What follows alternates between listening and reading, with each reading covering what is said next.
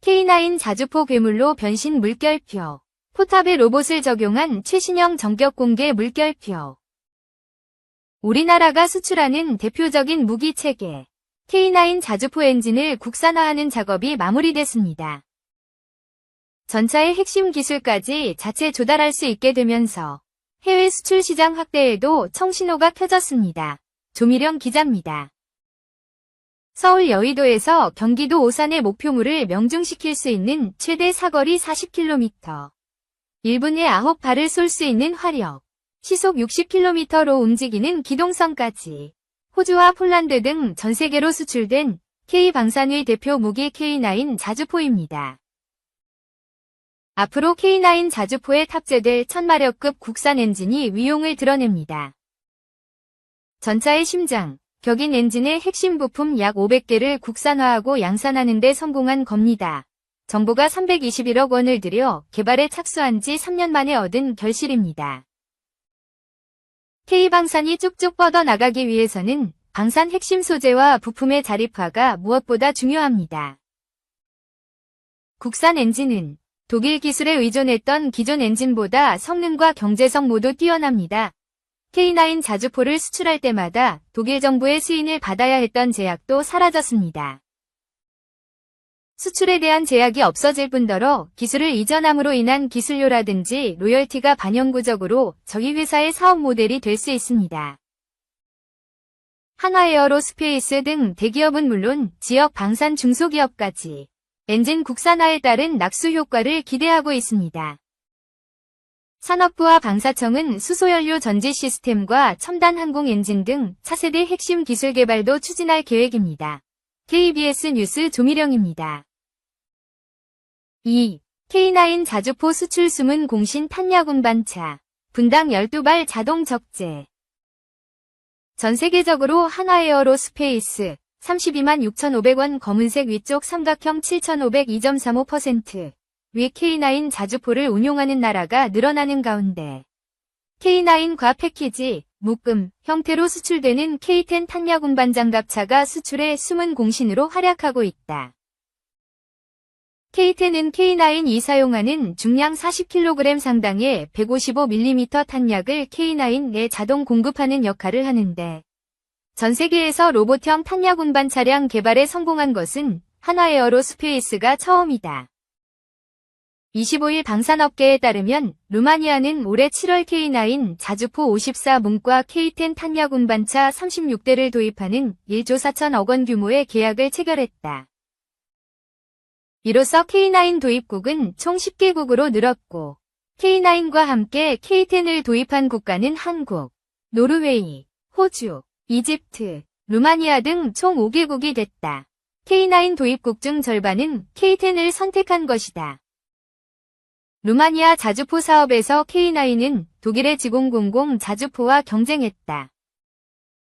한화에어로스페이스 입장에서는 북대서양조약기구 회원국 간 무기거래라는 오랜 관행을 깨뜨리기 위해 차별화 방안이 필요했는데 K10 탄약 운반 차량을 K9 자주포와 함께 운용할 수 있다는 장점을 내세워 루마니아 정부를 설득했다고 한다. 한화에어로스페이스 관계자는 자주포는 탄약의 원활한 공급이 필요한데 병사들이 자주포에 탄약을 직접 실을 경우 적에게 노출될 가능성이 생긴다며 K10은 K9과 공용 플랫폼을 활용하기 때문에 비용, 생산, 교육훈련, 유지보수 정비 부문에서 호환성이 높다는 점도 강조했다고 말했다. K10은 완전 자동화된 제어 시스템을 통해 K9 자주포의 성능을 극대화하는 자동화 로봇형 탄약 운반 전용 장갑차다. 통상 K9 1:3문에 K10 1대 비율로 운용한다. K10은 K9의 기본 차체에 탄약 보급 장치 등을 결합한 형태로 K9 수준의 기동성과 방호 능력을 갖추고 있다. K10은 탄약 104발, 장약 94발 등 총 198발을 적재할 수 있다. 이는 K9 자주포에 약 2회 보급할 수 있는 양이다. K10 전방에 달린 이송기는 K9 후미에 달린 탄약 적재대와 결합해 분당 12발 이상의 탄약을 보급할 수 있다. 이는 병사가 손으로 직접 보급하는 것과 비교해 시간이 10분의 1로 단축되는 것이다. K-10에는 자동 제어 시스템도 탑재돼 탄약 재고 관리와 자체 고장 탐지 진단 등도 가능하다. 한화에어로스페이스는 K9 개발이 완료된 지난 1998년 당시 삼성 테크윈부터 K-10 개발에 착수했다. 국가 주도로 만들어진 K9과 달리 K-10은 업체 주도 개발 사업으로 진행된 이례적인 사례다. K-10 개발 당시 전 세계적으로 참고할 만한 기술이 충분하지 않자 한화에어로스페이스는 대학과 산학 공동 연구를 진행하며 기초 자료를 구하고 개념 연구를 했다. 또 해외 전시회를 다니며 수집한 팸플릿을 근거로 설계를 시도하고 하루에 수십 번씩 회의를 열고 도면을 수정했다고 한다. 이러한 노력을 통해 만들어진 K-10은 지난 2000년대 말 육군으로부터 도입 결정을 얻었고 2005년 8월 최종 개발에 성공했다. K-10과 같은 탄약 운반 차량은 미국도 개발에 성공했으나 사업화에는 실패했다. 고가의 재료와 부품을 적용하면서 비용이 과도하게 커졌고 중량까지 증가해 사업성이 떨어지는 것으로 판단했기 때문이다. 한화에어로스페이스는 지난 2022년 9월 미국 애리조나 YUMA 사격장에서 미 육군 자주포 사업 관계자를 초청해 K9과 K-10의 운용 시범을 보였다. 당시 에드먼드 마일스 브라운 사령관, 소장은 직접 장비에 올라가 샅샅이 살피고는 수십 년 전 미국의 포를 받아서 사용하던 국가가 오히려 미국의 첨단 장비를 가져와 이런 행사를 하는 것이 감격스럽다고 말한 것으로 전해진다. 3. 중국이 향후 대만 점령 후 한국 공격하면 한국은 망설임 없이 핵무기로 중국 멸망시켜야 한국이 산다. 중국이 향후 대만 점령 후 한국 공격하면 한국은 망설임 없이 핵무기로 중국 멸망시켜야 한국이 산다. 1. 중국 전역을 사정권에 둔 사실상의 최신형 핵무기 현무 5. 현무 -6의 공개에 대하여 불만 갖는 중국에 대한 논평글이다. 한국이 핵무기 개발 기술 갖춘 것은 아주 오래전이다. 이미 40년 전이다. 그 점을 러시아 푸틴은 잘 알고 있다. 40년 전이 내가 중학생 시절에 이미 원자탄 기술은 한국에서 만들어졌는데 그것이 만들어진 계기는 원자력 발전소 때문이다. 원자력 발전소 기술에서 좀 더 발전시키면 원자탄을 만들 수 있다는 생각에 그 당시 대통령인 박정희가 그것을 추진한 것인데 미국이 그것을 알고 그것 만든 한국 과학자를 교통사고로 위장하여 죽이고 박정희를 그 이후 제거하였다. 그 당시는 한국이 군사독재 국가여서 미국의 눈에는 한국은 믿지 못하는 나라였다. 2. 그러나 시간은 많이 흘렀고 한국은 지난 40년간 미국에 대하여 우파 좌파 정권 구분이 없이 변함이 없는 우방국가임을 언제나 실천하고 증명하였다. 그래서 이제 미국도 그것을 언제까지나 금지시킬 수는 없는 상황이고 미국도 이전처럼 전 세계 상대로 강력한 힘을 행사할 수 있는 여건이 못 되고 전통 미국의 우방인 서방의 영국, 프랑스, 독일의 힘이 이전 같지 않으며 유럽은 서서히 힘이 약화되는 상황에서 북한에서 핵미사일 개발과 장거리 미사일 실험을 중단 없이 해대니 미국도 영원한 시간 동안 한국의 핵무기 개발 수인을 금지시킬 수가 없는 상황에 왔다. 지금 미국은 주요 정치인들도 한국의 핵무장 승인 이미 입장 밝힌 상황이다.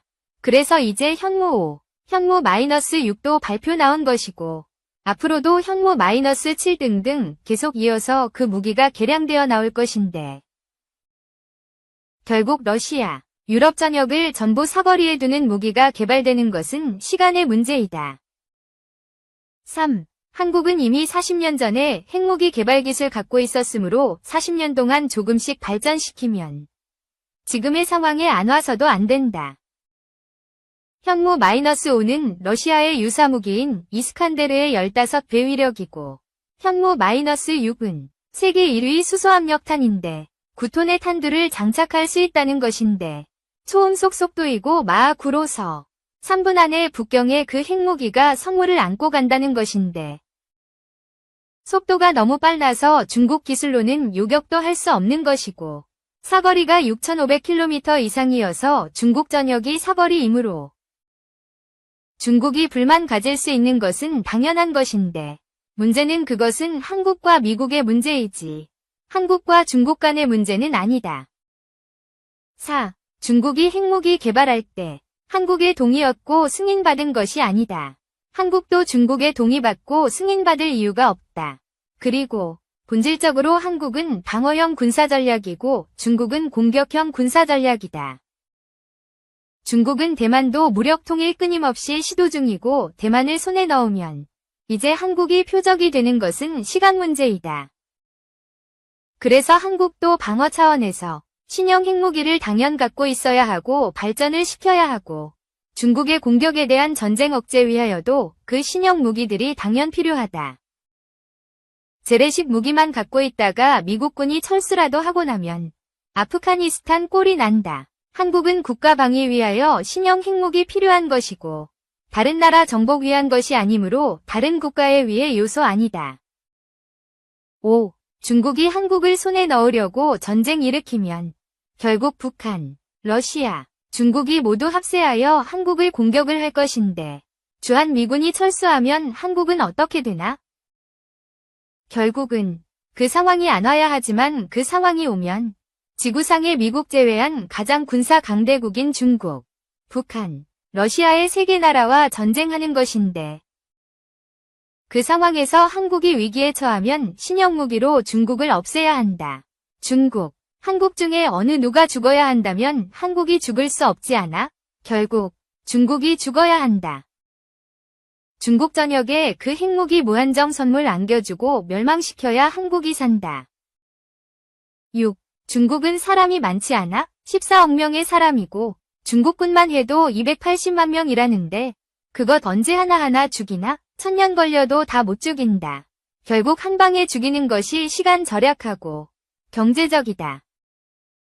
결국 한국이 살기 위하여 신형 핵무기 개발한 것을 중국이 시비 걸 일이 없다. 군사적인 문제에서 국가 방위적인 문제에서 중국이 한국의 오방국이 아니지 않아? 언제라도 적대국으로 전환되는 것인데 그 방어전쟁 위하여도 한국에는 핵무기 필요하다.